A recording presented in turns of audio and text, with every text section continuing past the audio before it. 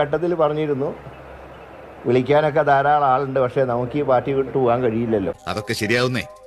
ഏതെങ്കിലും ഒരു മുന്നണി ഒന്ന് കയറി കൂടട്ടെ, പണിയൊക്കെ താനേ വരും. താൻ നോക്കിക്കോ, നാളത്തെ ചർച്ചയിൽ എന്നേലൊക്കെ നടക്കും. മുൻ മുഖ്യമന്ത്രിയും കോൺഗ്രസ് നേതാവുമായിരുന്ന കെ കരുണാകരന്റെ മകൾ പത്മജ വേണുഗോപാൽ ഇന്ന് ബിജെപിയിൽ ചേർന്നേക്കും. ഒട്ടും പേടിക്കണ്ട, കറക്റ്റ് സ്ഥലത്താണ് വന്നേക്കുന്നത്. ഡൽഹിയിലെത്തിയ പത്മജ ബിജെപി നേതാക്കളുമായി ചർച്ച നടത്തിയെന്നാണ് സൂചന. തുടർച്ചയായി കോൺഗ്രസ് നേതൃത്വത്തിൽ നിന്ന് നേരിടുന്ന അവഗണനയാണ് തീരുമാനത്തിന് പിന്നിൽ. പത്മജ ബിജെപിയിൽ ചേരുമെന്ന പ്രചാരണം ഉണ്ടായിരുന്നെങ്കിലും അവ തള്ളിക്കൊണ്ട് പത്മജ തന്നെ FB പോസ്റ്റ് ഇട്ടിരുന്നു. ബിജെപിയിലേക്ക് പോകുന്നു എന്നൊരു വാർത്ത ഏതോ മാധ്യമത്തിൽ വന്നെന്ന് കേട്ടെന്നും എവിടെ നിന്നാണ് ഇത് വന്നുവെന്ന് അറിയില്ലെന്നും പത്മജ പറഞ്ഞു. പറഞ്ഞതെല്ലാം കളവല്ലേ, എല്ലാം കളവല്ലേ, അതിന് പ്രത്യേകിച്ച് പറയണോ? എന്നാൽ മണിക്കൂറുകൾക്കകം പത്മജ തന്നെ പോസ്റ്റ് പിൻവലിച്ചു. ചാണകം എന്ന് പറഞ്ഞ ഞാനും ചാണകം, നിങ്ങളും ചാണകം.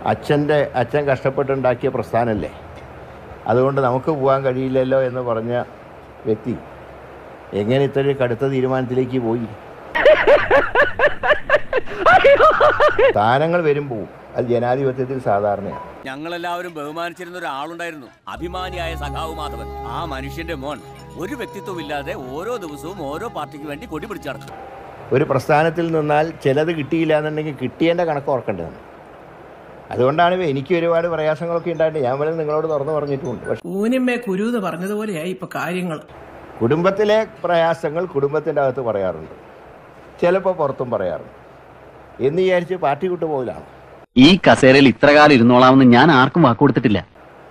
ഇത്ര കാലം ഒപ്പം നിന്നൊരു പാർട്ടി, ഇപ്പൊ അവർക്കും പഴയകാല കാര്യങ്ങളൊക്കെ അറിയാലോ. എന്തായാലും ഇപ്പൊ പറഞ്ഞിരിക്കട്ടെ, മേലിൽ എന്നോട് എന്തെങ്കിലും അനാവശ്യം പറഞ്ഞാൽ ചെരുപ്പ് മോന്തലിരിക്കും പറഞ്ഞേക്കാം. അപ്പോൾ അതിനുശേഷം കിട്ടിയ സ്ഥാനങ്ങളെ കുറിച്ചൊക്കെ നമ്മൾ ഓർക്കണ്ടേ? ഒരു ബന്ധം എർബീരിയലാണോ? എനിക്ക് തെറ്റിപ്പോയാശാനെ, കംപ്ലീറ്റ് തെറ്റിപ്പോയി. നമ്മൾ ഈ കലാരംഗത്തേക്ക് വന്നത് ഇതിനൊന്നുമല്ല. അതുകൊണ്ട് ഇത് ഒരു കാരണവശാലും ഇത് അംഗീകരിക്കാൻ കഴിയില്ല. ഇനി ഒരു തരത്തിലുള്ള ബന്ധുവാരുമായിട്ടില്ല.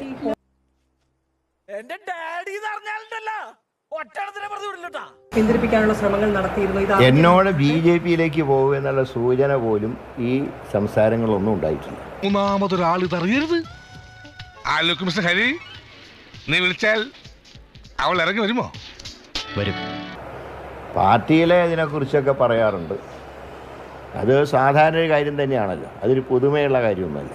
തയ്ച്ചു വെച്ച ഒരു ബ്രേസീർ നീ. അപ്പോൾ എൻ്റെ ധാരണ അങ്ങനെ തീരുമാനത്തിലേക്ക് പോകില്ല എന്ന് പോലും എന്നോട് പറഞ്ഞിട്ടുണ്ട്. എന്താ ഏട്ടാ?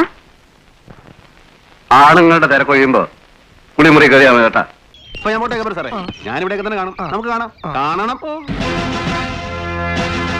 ആ കാണണമെന്ന് പറഞ്ഞാല് ഇത്തിരി കട്ടി കൂടുതലില്ലേ സാർ? പോയിട്ട് ചില അത്യാവശ്യം ഉണ്ട്.